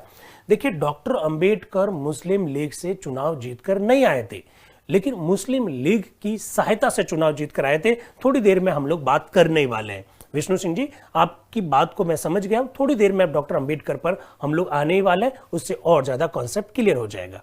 ठीक है साथियों, अभी एक बार बार प्रश्न पूछ रहे हैं, मुझे लग रहा है कि इसका जवाब दे देना चाहिए। संविधान सभा में कांग्रेस से 208 सदस्य चुनकर आए थे और मुस्लिम लीग से 73 सदस्य चुनकर आए थे, लेकिन मैंने पहले भी कहा, आज फिर रिपीट कर देता हूं, कांग्रेस में भले ही 208 लोग चुनाव जीत कर आए हो, कांग्रेस में 25 से ज्यादा लोग ऐसे थे जिनका कांग्रेस के साथ कोई संबंध नहीं था, जिनका कांग्रेस के साथ कोई संबंध नहीं था, लेकिन वो कांग्रेस के टिकट पर चुनाव जीत कर आए। क्योंकि संविधान सभा का जब निर्माण हो रहा था तो इस बात पर विचार किया गया कि एक पार्टी के लोगों को ही चुनाव जीत कर आएंगे तो लोग कहेंगे कि ये क्या तरीका हुआ, इसलिए कांग्रेस ने ऐसे बहुत सारे लोगों को अपने टिकट पर चुनाव जितवाया था जो कांग्रेस से संबंधित नहीं थे। ये आप हमेशा ध्यान रखिएगा। श्यामा प्रसाद मुखर्जी, नाम सुना होगा आपने, श्यामा प्रसाद मुखर्जी राष्ट्रीय स्वयंसेवक संघ से जुड़े हुए रहे हैं, बहुत बड़ा नाम है श्यामा प्रसाद मुखर्जी का, और अभी भारत सरकार और की कई सारी स्कीम्स जो है श्यामा प्रसाद मुखर्जी के नाम से। ये श्यामा प्रसाद मुखर्जी कांग्रेस के टिकट पर चुनाव जीते थे साथियों। इवन सर्वपल्ली राधाकृष्णन, ये कांग्रेसी नहीं थे मूलतः, लेकिन कांग्रेस के टिकट पर संविधान सभा के मेंबर बनकर आए सर्वपल्ली राधाकृष्णन। इसी प्रकार से अल्लादी कृष्णस्वामी अय्यर, अल्लादी कृष्णस्वामी अय्यर, ये भी कांग्रेस के नहीं थे, लेकिन ये कांग्रेस के टिकट पर चुनाव जीत कर आए थे साथियों। ये सब बातें अपने को मालूम होनी चाहिए, बात को समझ रहे हैं। तो टोटल जरूर कांग्रेस से 208 थे, लेकिन 25 से ज्यादा लोग, इवन डॉक्टर अंबेडकर भी कांग्रेस के टिकट पर बाद में संविधान सभा के मेंबर बने थे। कैसे बने थे उस पर थोड़ी देर बाद में चर्चा करेंगे। तो यह आपको मालूम होना चाहिए कि ऐसे बहुत सारे लोग थे जो कांग्रेस से नहीं जुड़े हुए थे, लेकिन कांग्रेस के टिकट पर चुनाव जीतकर आए। ये मैं जानबूझकर अभी बता रहा हूं, क्योंकि अगर मैंने ये नहीं बताया तो प्रारूप समिति में एकमात्र कांग्रेसी सदस्य कौन थे ऐसा प्रश्न पूछ लिया गया, और आंसर होता है के एम मुंशी। उस प्रश्न का जवाब देने के लिए मुझे ये बैकग्राउंड तैयार करना जरूरी है कि ऐसे बहुत सारे लोग थे संविधान सभा में, लगभग 25 के करीब थे, जो मूलतः कांग्रेस के नहीं थे, लेकिन फिर भी कांग्रेस के टिकट पर चुनाव जीत कर आए थे। 208 लोगों में से ऐसे लोगों की संख्या थी। फिर एक बार बार प्रश्न पूछ रहे हैं सर कि संविधान सभा में बड़े फिगर कौन कौन जो थे वो सदस्य नहीं बने। एक, महात्मा गांधी, बहुत बड़ा नाम था, लेकिन संविधान सभा में वो मेंबर नहीं बने। फिर देखिए आप, जयप्रकाश नारायण, जेपी नारायण, जयप्रकाश नारायण बहुत बड़ा नाम था, लेकिन वो संविधान सभा के मेंबर नहीं बने। ठीक है, इसी प्रकार से एक और नाम जो हमारे संविधान से बहुत नजदीक से जुड़े हुए हैं, सर BN राव, अभी बात करेंगे, हमारे संविधान सभा के संवैधानिक सलाहकार थे, वो संविधान सभा के मेंबर नहीं थे। साथियों, ये बातें मालूम होनी चाहिए। गांधी जी संविधान सभा के मेंबर नहीं बने, ऑफर दिया गया था, गांधी जी ने कहा कि नहीं, मैं दूसरा काम कर रहा हूं। उस समय एक्चुअली में जब संविधान सभा के चुनाव जब हो रहे थे तो उस समय भारत में जबरदस्त सांप्रदायिक दंगे चल रहे थे, तो महात्मा गांधी बंगाल गए हुए थे, नोआखली गए हुए थे सांप्रदायिक दंगों को रोकने के लिए। उन्होंने कहा कि मेरे लिए ये पहले महत्वपूर्ण कार्य है। तो इस प्रकार का व्यक्ति तो संविधान सभा का मेंबर नहीं बना। जयप्रकाश नारायण गांधी जी के बहुत बड़े फॉलोवर माने गए, वो उसके मेंबर नहीं बने। सर BN राव हमारी संविधान सभा के सलाहकार थे, संविधान सभा के सलाहकार, संवैधानिक सलाहकार कह सकते हो आप, कॉन्स्टिट्यूशनल एडवाइजर, संवैधानिक सलाहकार। संविधान से बहुत निकटता से जुड़े हुए थे, लेकिन वो मेंबर नहीं बने। अरे वल्लभ भाई पटेल संविधान सभा के मेंबर थे यार, क्या कमाल करते हो। सरदार वल्लभ भाई पटेल, किसने कहा, मैंने कब कहा वल्लभ भाई पटेल मेंबर नहीं थे। अरे कमाल करते हो यार, सरदार वल्लभ भाई पटेल तो संविधान सभा के एक्टिव मेंबर्स में थे। यूं क्या कर रहे हो यार। सरदार वल्लभ भाई Patel, Pandit Nehru, doctor Rajendra Prasad, doctor BR Ambedkar, Maulana Azad, ये तो 5 लोग हैं जो संविधान सभा के 5 पीर कहे जाते हैं, और आप कह रहे हो सरदार पटेल संविधान सभा के मेंबर ही नहीं थे। गप्पे ही मार रहे हो क्या? ऐसे कैसे काम चलेगा मेरे भाई। तो ये सब बातें ध्यान रखना, ये संविधान सभा के मेंबर नहीं थे, लेकिन संविधान सभा से नजदीक से जुड़े हुए थे। इसमें सर BN राव संविधान सभा के क्या थे, संवैधानिक सलाहकार थे। साथियों इस बात को भी थोड़ा सा ध्यान रखिएगा,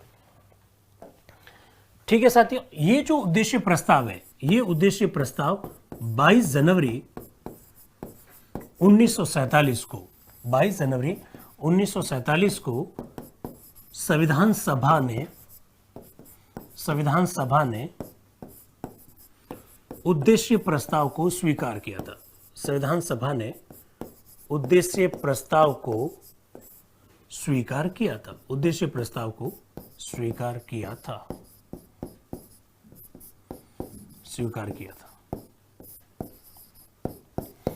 ये ध्यान रखना है, ठीक है। तो समझ में आ रहा है। डॉक्टर अंबेडकर चुनाव हार गए थे, अभी बात करेंगे, टॉपिक तो आने दीजिए यार मेरे भाई, टॉपिक आने दीजिए। 22 जनवरी 1947 को संविधान सभा ने उद्देश्य प्रस्ताव को स्वीकार कर लिया। अब देखिए साथियों, क्योंकि आप लोगों के कथन और कारण में इस प्रकार के प्रश्न बनते हैं, क्योंकि खासकर जो लोक सेवा की जो तैयारी कर रहे हैं, सिविल सर्विस की जो तैयारी कर रहे हैं, उसमें साथियों इस प्रकार के प्रश्न आएंगे। क्या प्रश्न आएंगे? हमारा जो भारत का संविधान की जो प्रस्तावना है, डिटेल में बात करेंगे। ये जो प्रस्तावना है, इस प्रस्तावना को उद्देशिका कहा जाता है। उद्देश्य प्रस्ताव वर्तमान संविधान की प्रस्तावना का आधार है। वर्तमान संविधान की प्रस्तावना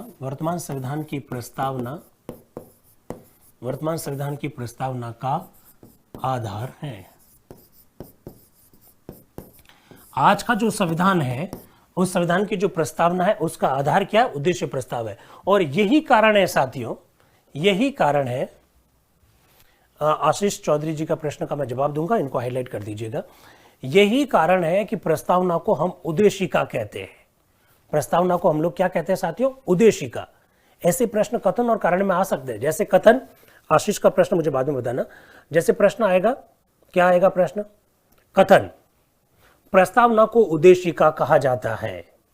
कारण, 13 दिसंबर 1946 को रखा गया उद्देश्य प्रस्ताव प्रस्तावना का आधार है।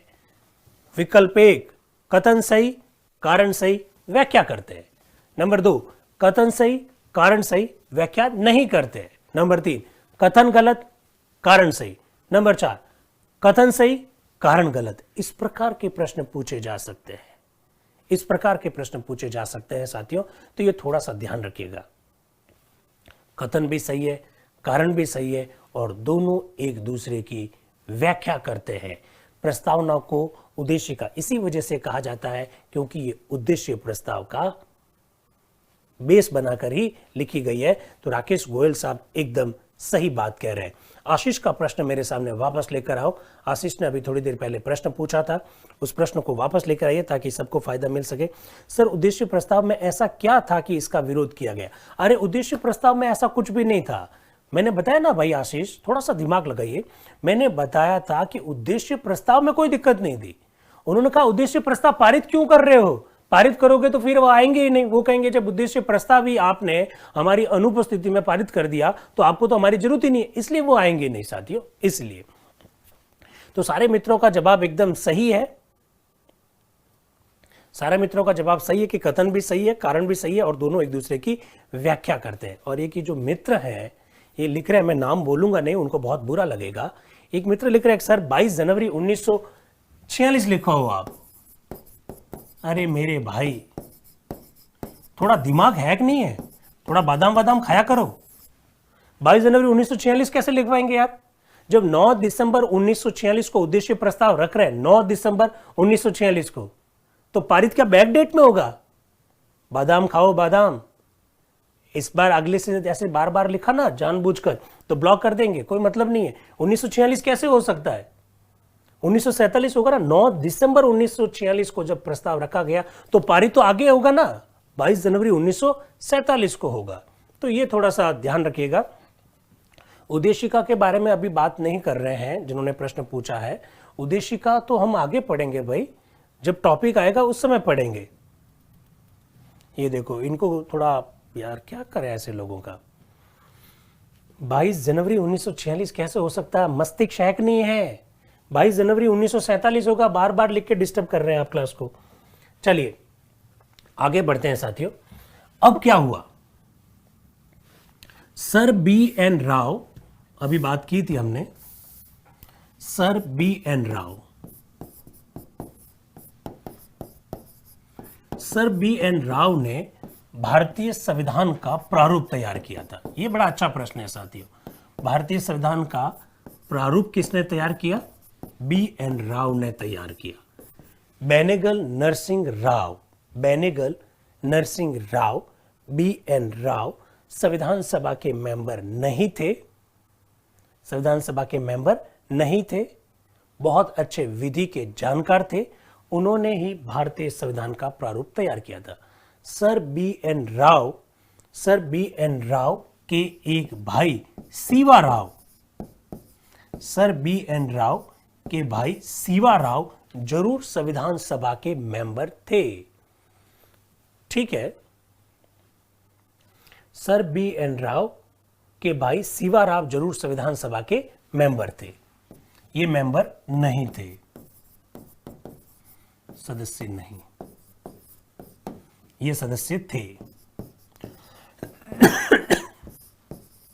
साथियों, सर बी एन राव जो है वो ये वही बी एन राव है जो अंतर्राष्ट्रीय न्यायालय के न्यायाधीश बने। भारत की ओर से अंतर्राष्ट्रीय न्यायालय में न्यायाधीश बनने वाले पहले व्यक्ति बी एन राव ही है। तो रमेश सांबरिया जी कह रहे हैं कि इंटरनेशनल कोर्ट ऑफ जस्टिस में ये न्यायाधीश रहे। यस, ये वही बी एन राव है। तो ये भी लिख दीजिएगा, अंतर्राष्ट्रीय न्यायालय में, अंतर्राष्ट्रीय न्यायालय में न्यायाधीश, अंतर्राष्ट्रीय न्यायालय में न्यायाधीश। ऐसे ही तो प्रश्न बनते हैं यार। क्या प्रश्न बनेंगे पता है? प्रश्न बनेगा प्रारूप का क्या मतलब होता है। प्रारूप का मतलब, बहुत अच्छा प्रश्न पूछा है अश्विनी जी ने। प्रारूप का मतलब है कच्चे रूप में, स्केलेटन फॉर्म में। जैसे फॉर एग्जांपल मैं आपको कहता हूं कि उत्कर्ष में पॉलिटी की क्लास कैसे चलाई जाए, इसके लिए कुछ नियम कायदे बनाते हैं। तो नियम कायदों पर हमने विचार विमर्श करके कुछ मोटा मोटा एक ढांचा जो तैयार किया उसको प्रारूप कहते हैं। तो ये जो प्रारूप है वो सर बी एन राव ने तैयार किया था।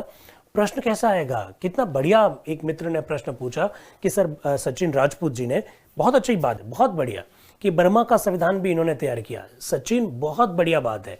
प्रश्न ऐसे तो पूछेंगे, सर बी एन राव के संदर्भ में गलत कथन को छांटिए। नंबर 1, वे संविधान सभा के संवैधानिक सलाहकार थे, एकदम सही। नंबर 2, उन्होंने भारतीय संविधान का प्रारूप तैयार किया, एकदम सही। नंबर 3, वो अंतर्राष्ट्रीय न्यायालय में न्यायाधीश भी रह चुके, एकदम सही। नंबर 4, उन्होंने बर्मा के संविधान का भी प्रारूप तैयार किया, एकदम सही। नंबर 5, वे संविधान सभा के सदस्य थे? एकदम गलत, एकदम गलत। ऐसे प्रश्न पूछे जाते हैं साथियों। तो ये BN राव, एकदम गंगा सही कह रही है, ये BN राव वही है जो इंटरनेशनल कोर्ट ऑफ जस्टिस में न्यायाधीश रहे। ये BN राव वही है जिन्होंने बर्मा के संविधान को भी तैयार करने में मदद की थी। एकदम बात सही है। इस प्रकार की बातें जब लिखता है तो दिल को बहुत खुशी मिलती है, ये ध्यान रखना। आयुष तिवारी जी ने प्रश्न पूछा, सर सीवा राव कौन है? सीवा राव संविधान सभा के एक मेंबर है और सर BN राव के भाई है। BN राव के क्या है? वो भाई है। तो किसी प्रकार का कंफ्यूजन ना हो इसलिए मैंने लिखवाया। सर BN राव के भाई है सीवा राव, जो कि संविधान सभा के मेंबर थे। और सीवा राव का नाम मैंने साथियों इसलिए बताया है क्योंकि सीवा राव वो व्यक्ति है जिनकी भारत के संविधान पर बहुत अच्छी पुस्तकें भी हैं। तो क्या पता कौन सा प्रश्न बन जाए, इसलिए मुझे लगा कि आपको बता देना चाहिए। क्योंकि साथियों ये सब बातें ऑलरेडी किताबों में सब लिखी हुई है, आजकल नया प्रश्न बनने लग गया है। तो सीवा राव संविधान सभा के सदस्य थे। सीवा राव सर BN राव के भाई थे और सीवा राव ने भारत के संविधान पर कई सारी पुस्तकें लिखी है। ठीक है, एकदम ठीक है। आगे चले अब। सर BN राव का पूरा नाम बता दिया ना भाई, बेनेगल नरसिंह राव। फिर भी लिख देता हूं, आप बार बार पूछेंगे, इससे अच्छा है कि लिख ही दूं, बेनेगल नरसिंह राव, बेनेगल नरसिंह राव। बस अब ठीक है। चलिए, कोर्स पूरा हो जाएगा यार साथियों, क्यों चिंता करते हैं। सौरभ साख्य जी कह रहे हैं सर माधव राव कौन थे? अरे माधव राव पर भी बात करेंगे, थोड़ा रुक तो जाओ, रुक तो जाइए साथियों। सर BN राव ने जो भारतीय संविधान का प्रारूप तैयार किया, उस प्रारूप पर विचार करने के लिए, ध्यान से सुन लीजिएगा, उस प्रारूप पर विचार करने के लिए, प्रारूप पर विचार करने हेतु एक समिति बनाई गई जिसका नाम था प्रारूप समिति। क्या समिति बनाई गई? प्रारूप समिति बनाई गई साथियों, ये थोड़ा सा ध्यान रखिएगा। ये प्रारूप समिति 29 अगस्त, ये प्रारूप समिति 29 अगस्त 1947 को बनाई गई। ठीक है साथियों। और प्रारूप समिति के लिए नए नए शब्द आ सकते हैं। क्या शब्द आ सकते हैं? इसको ड्राफ्टिंग कमेटी भी कहते हैं। क्या कहते हैं? Drafting committee, drafting committee. और साथियों इसी प्रारूप समिति को पांडुलेखन समिति भी कहते हैं। क्या भरोसा कैसा प्रश्न बन जाए, पांडुलेखन समिति, ये सब आपको ध्यान रखना है। प्रारूप समिति का गठन क्यों किया गया? प्रारूप समिति का गठन क्यों किया गया? सर BN राव द्वारा तैयार प्रारूप पर विचार करने के लिए प्रारूप समिति का गठन किया गया। कब किया गया? 29 अगस्त 1947 को लिखा। इस प्रारूप समिति के कई सारे नाम हैं। इसको ड्राफ्टिंग कमेटी कहते हैं, इसको पांडुलेखन समिति कहते हैं। ऐसा विनीता जी बता रहे हैं, ऐसा संजू बता रहे हैं, ऐसा सचिन राजपूत बता रहे हैं, पिस्ता जी भी बता रही है। बहुत बढ़िया। तो ये प्रारूप समिति, पांडुलेखन समिति, ड्राफ्टिंग कमेटी, ये तीनों एक ही बात है साथियों, ये ध्यान रखना। इसमें कुल सदस्य साथियों 7 थे। इसमें कुल सदस्य कितने थे साथियों? 7 मेंबर थे। ये तो हुई एक बात 29 अगस्त 1947 को जो प्रारूप समिति गठित हुई उसके संदर्भ में। आप इसे मसौदा भी कह सकते हैं, मसौदा समिति, क्योंकि कॉन्स्टिट्यूशन की जो बहस है उस बहस में जगह जगह पर जिस शब्द का प्रयोग किया गया उसे क्या कहते हैं? मसौदा समिति। अरे पांडुलेखन ड्राफ्ट का मतलब भी ये होता है, अलग अलग शब्द है यार। पांडुलेखन क्यों कहते हैं तो प्रारूप समिति क्यों कहते हैं, ड्राफ्टिंग कमेटी क्यों कहते हैं, फिर मसौदा समिति क्यों कहते हैं? अरे एक ही शब्द के ये पर्यायवाची है, कोई अलग विशेष कारण से नहीं कहते हैं। पांडुलेखन और प्रारूप एक ही शब्द होता है, मसौदा एक ही शब्द होता है। हाँ आकाश जी एकदम सही बात कह रहे हैं, मसौदा समिति भी कहते हैं, एकदम बात सही है। टोटल मेंबर कितने थे साथियों? 7 सदस्य थे। ठीक, आगे बढ़ते हैं। अब साथियों एक प्रश्न आएगा, क्या प्रश्न आएगा? डॉक्टर अंबेडकर संविधान की ये जो प्रारूप समिति थी, इस प्रारूप समिति के अध्यक्ष बनाए गए। ठीक है, इस प्रारूप समिति के अध्यक्ष बनाए गए कब? 30 अगस्त 1947 को डॉक्टर अंबेडकर प्रारूप समिति के क्या बने? अध्यक्ष। प्रारूप समिति के अध्यक्ष बने साथियों। ये प्रारूप समिति के क्या बन गए साथियों? अध्यक्ष बन गए। पर डेट क्या थी? 30 अगस्त। ये थोड़ा सा ध्यान रखना, इस प्रकार के प्रश्न बन सकते हैं। 29 अगस्त को प्रारूप समिति गठित हो रही है, लेकिन अध्यक्ष कब बन रहे हैं? 30 अगस्त को। कौन कौन थे इस कमेटी में अध्यक्ष सदस्य? ऐसे प्रश्न बनते हैं और बड़े अच्छे से प्रश्न बनते हैं। Number 1 doctor B R Ambedkar. Doctor B R Ambedkar. ठीक है साथियों, ये तो क्या बना दिए गए? अध्यक्ष बना दिए गए। नंबर 2 मोहम्मद सादुल्ला। मोहम्मद सादुल्ला। ठीक है साथियों। नंबर 3 गोपाला स्वामी आयंगर। गोपाला स्वामी आयंगर। ठीक है साथियों। नंबर 4 अल्लादी कृष्णा स्वामी अय्यर। अल्लादी कृष्णा स्वामी अय्यर। फिर के एम मुंशी। अभी मैं हट जाऊंगा साइड में हो जाऊंगा। के एम मुंशी। ठीक है, वेरी गुड, बहुत बढ़िया। छठा पर डीपी खेतान साहब।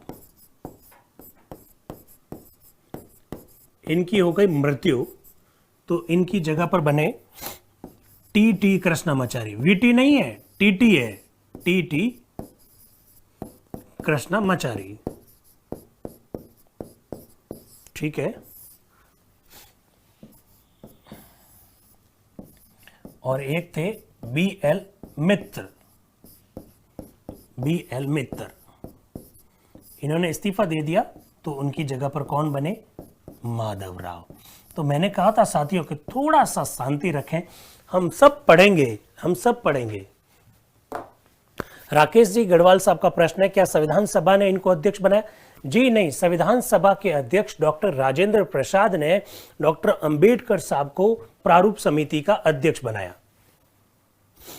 डॉक्टर अंबेडकर साहब को क्या किया? प्रारूप समिति का अध्यक्ष बनाया। ठीक है।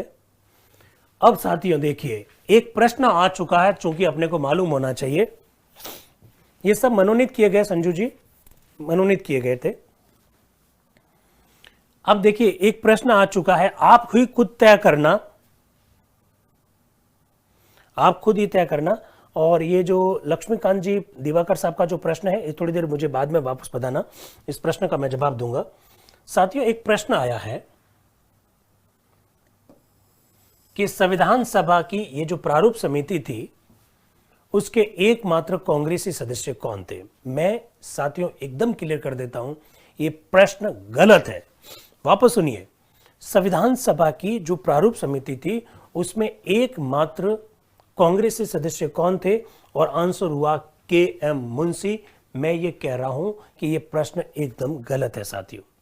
आप कहेंगे आपके कहने से गलत हो जाएगा क्या? मैं नहीं कह रहा हूं कि मेरे कहने से गलत हो जाएगा, लेकिन साथियों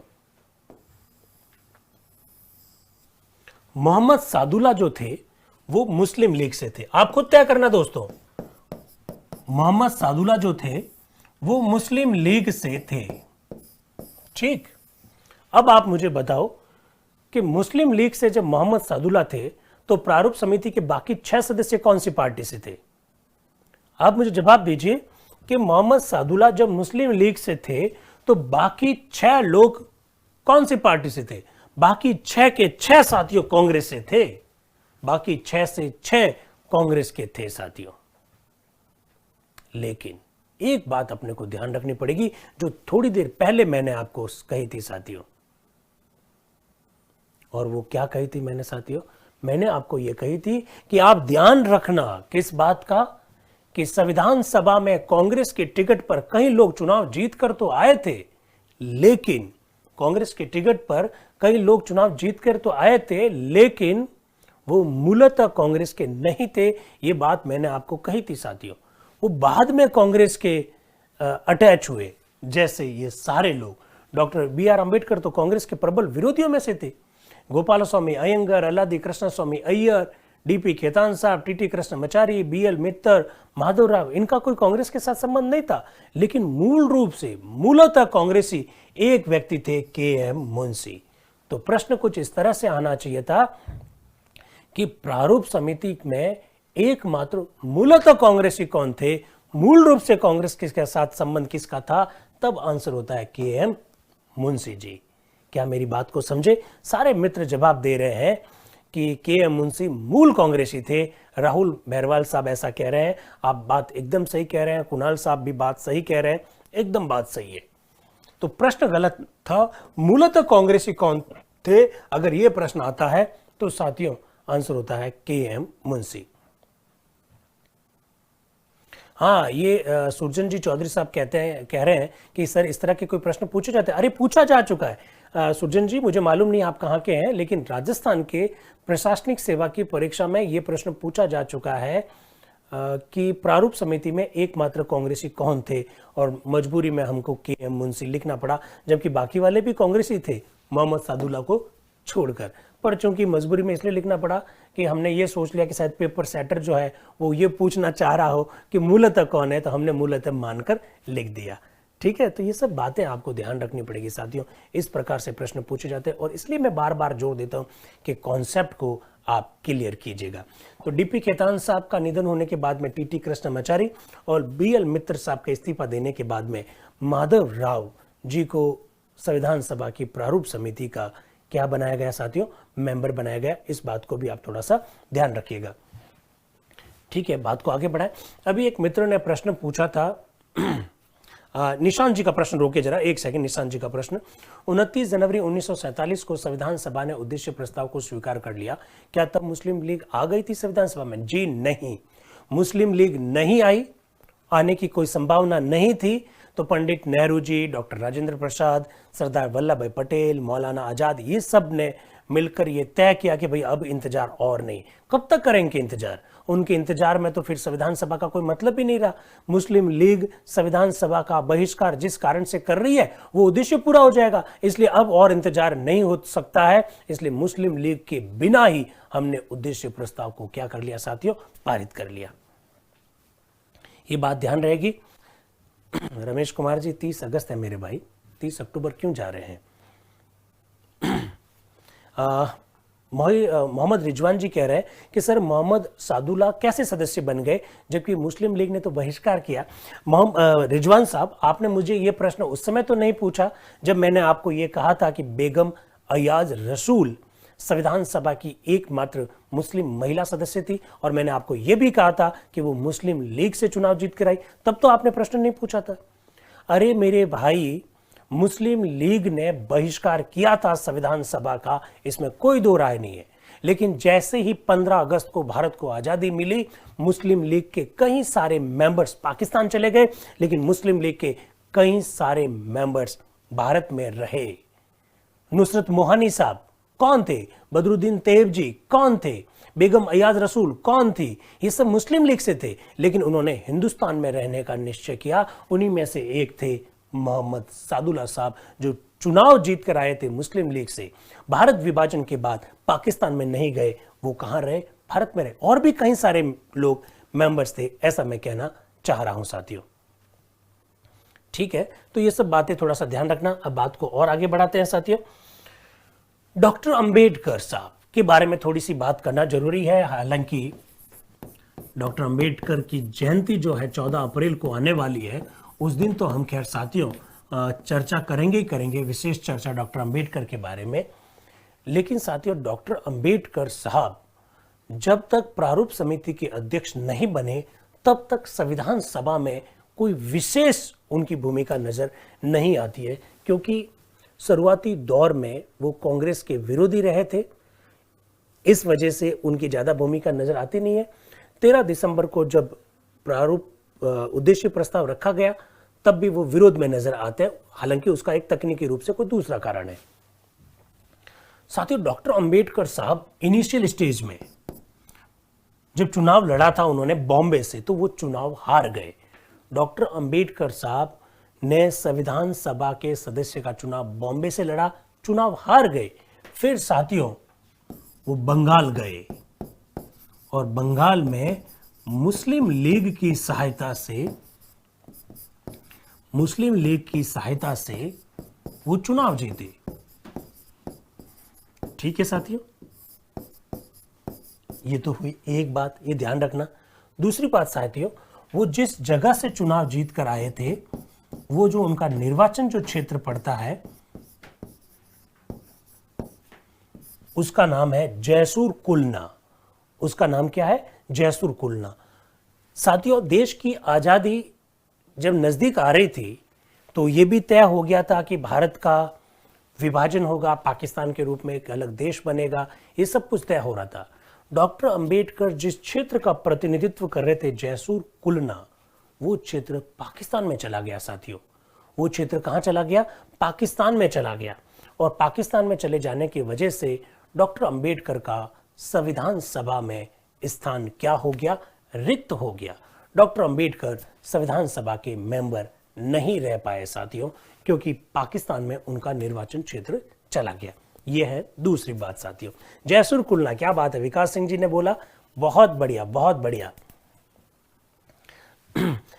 फिर क्या हुआ? एक मित्र बार बार प्रश्न पूछ रहे हैं, आशीष, कि डॉक्टर अंबेडकर को अध्यक्ष क्यों बनाया गया? उसका जवाब दे रहे हैं साथियों। डॉक्टर अंबेडकर का निर्वाचन क्षेत्र जब पाकिस्तान में चला गया, उसी दौरान हमारी संविधान सभा के संवैधानिक सलाहकार, क्या नाम? बी.एन. राव साहब। बी.एन. राव साहब जब भारतीय संविधान का प्रारूप की तैयारी करने में लगे हुए थे, तो बी.एन. राव साहब ने अलग अलग देशों की यात्रा की। वो अमेरिका गए, वो कनाडा गए, वो इंग्लैंड गए। वहां जाकर उन्होंने दुनिया के देशों के संविधान को देखा। जब वो इंग्लैंड पहुंचे साथियों, तो बी.एन. राव ने दुनिया भर के संविधानों के जानकार मास्टर आइवर जेनिंग्स से मुलाकात की। सर आइवर जेनिंग्स, ये नाम लिख देना। सर आइवर जेनिंग्स से मुलाकात की। ये कहां के थे? इंग्लैंड के थे। उनको कहा कि सर, हमारे देश में संविधान का निर्माण की प्रक्रिया चल रही है, आप हमारी क्या कीजिए? मदद कीजिए। आइवर जेनिंग्स ने कहा, अरे मेरे पास क्यों आए हो? आपके खुद के देश में संविधानों का मास्टर व्यक्ति बैठा है, उससे आप संपर्क कीजिए। Sir BN. राव ने आइवर जेनिंग्स से पूछा, कौन?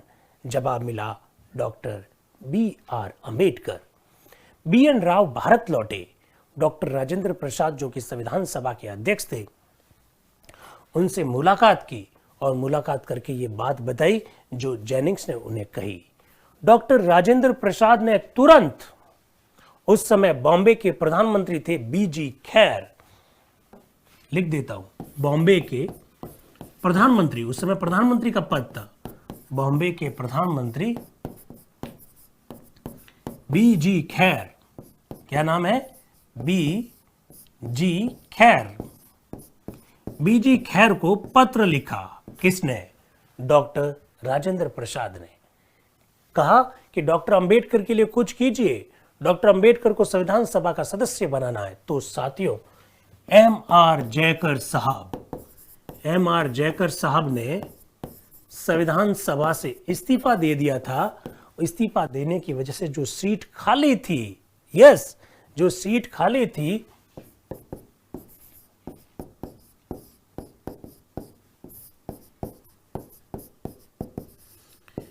इस्तीफा से स्थान रिक्त जो हुआ था, एम.आर. जयकर साहब खुद बॉम्बे से थे, ये लीजिए कलर चेंज कर दिया, एम.आर. जयकर साहब बॉम्बे से थे, इस्तीफा दे दिया, सीट खाली हो गई। डॉक्टर राजेंद्र प्रसाद ने बॉम्बे के प्रधानमंत्री बीजी खैर को कहा कुछ तो करो, तो बीजी खैर ने एम.आर. जयकर साहब का जो स्थान रिक्त हुआ, उस स्थान से डॉक्टर बी.आर. अंबेडकर साहब को संविधान सभा का मेंबर बना दिया। तो डॉक्टर अंबेडकर संविधान सभा में मेंबर कहां से बन गए साथियों? बॉम्बे से मेंबर बन गए, बॉम्बे से मेंबर बन गए। ठीक है, अब आप मुझसे प्रश्न पूछोगे। क्या प्रश्न पूछोगे? विवेक चौहान साहब एक प्रश्न पूछ रहे हैं कि जैनिक साहब को कैसे पता चला कि अंबेडकर इतने बड़े ज्ञाता थे। अरे मेरे भाई, आपको मालूम है डॉक्टर बी.आर. अंबेडकर साहब की पढ़ाई कहाँ से हुई है? आपको मालूम है 1930, 1931, 1932 के जब राउंड टेबल कॉन्फ्रेंस जब हुए थे, उनमें से इन तीनों कॉन्फ्रेंसेस में डॉक्टर अंबेडकर ने जिस तरह से अपनी बातों को रखा, जिस तरह से दलित भाइयों के दर्द को वहाँ पर रखा, और जब डॉक्टर अंबेडकर जब भी कोई बात करते थे तो उसके पीछे वो लॉजिक देते थे, वो कारण बतलाते थे, तर्क बतलाते थे। तो डॉक्टर अंबेडकर की शख्सियत से तो 1930, 1931, 1932 के 3 राउंड टेबल कॉन्फ्रेंसेस से पूरी दुनिया परिचित हो गई थी। डॉक्टर अंबेडकर की पढ़ाई इंग्लैंड में हुई थी यार। तो डॉक्टर अंबेडकर तो संविधान के बहुत बड़े जानकार थे और ये दुनिया को पता था। और 1935 का जब भारत शासन अधिनियम जब बना था, तो क्या डॉक्टर अंबेडकर का उस संदर्भ में योगदान नहीं था? साइमन कमीशन की जब रिपोर्ट आई थी और उसके बाद में जब कम्युनल अवार्ड की जब घोषणा की गई थी, तो इन सब के पीछे कौन था? डॉक्टर अंबेडकर। पूना पैक्ट जब बन रहा है, उन सब के पीछे कौन है? डॉक्टर अंबेडकर। तो पूरी दुनिया डॉक्टर अंबेडकर की शख्सियत से परिचित थी, और कम से कम वो लोग तो परिचित थे साथियों जो संविधान के बारे में बात करते थे। तो डॉक्टर अंबेडकर के बारे में बताने की कोई आवश्यकता नहीं थी, चिंता मत कीजिएगा। तो डॉक्टर अंबेडकर बॉम्बे से संविधान सभा के लिए निर्वाचित हो गए, मनोनीत तो होते ही नहीं थे, निर्वाचित हो गए साथियों। ठीक है, तो ये थोड़ा सा आपने बताया, आपको मालूम होना चाहिए। अब साथियों प्रश्न आता है कि डॉक्टर अंबेडकर संविधान सभा में कहां से मेंबर चुने गए थे? ठीक है, डॉक्टर अंबेडकर संविधान सभा में कहां से मेंबर चुने गए थे? और ऑप्शन बंगाल भी आता है और ऑप्शन बॉम्बे भी आता है। तो साथियों आप बॉम्बे लिखिएगा, क्योंकि शुरुआती दौर में डॉक्टर अंबेडकर बंगाल से ही संविधान सभा के मेंबर रहे थे, लेकिन बहुत जल्दी से ही उनका स्थान क्या हो गया? रिक्त हो गया। इसके बाद में वो अंतिम समय तक कहां से मेंबर रहे? बॉम्बे से रहे। तो कुछ लिख दीजिएगा, कुछ बातें लिखिएगा, ऐसा मैं जैसा कह रहा हूं लिख दीजिए। डॉक्टर अंबेडकर प्रारंभ में मुस्लिम लीग की सहायता से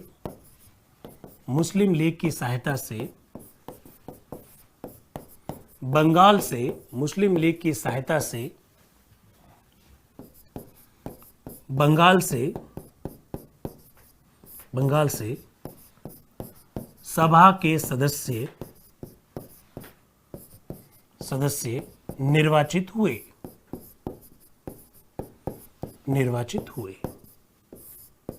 ठीक है, लेकिन लिख दीजिएगा, लेकिन उनका निर्वाचन क्षेत्र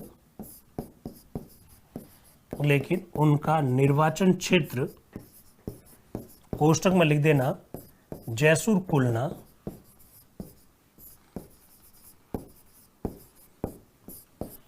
पाकिस्तान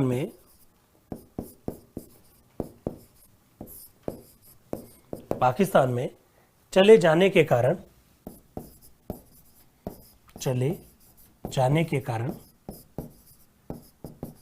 वे बॉम्बे लिखना है क्योंकि उस समय बॉम्बे था, वे बॉम्बे से सदस्य बने थे। ये बात मैंने बोली थी, अब ये बात मैंने लिखवा दी साथियों।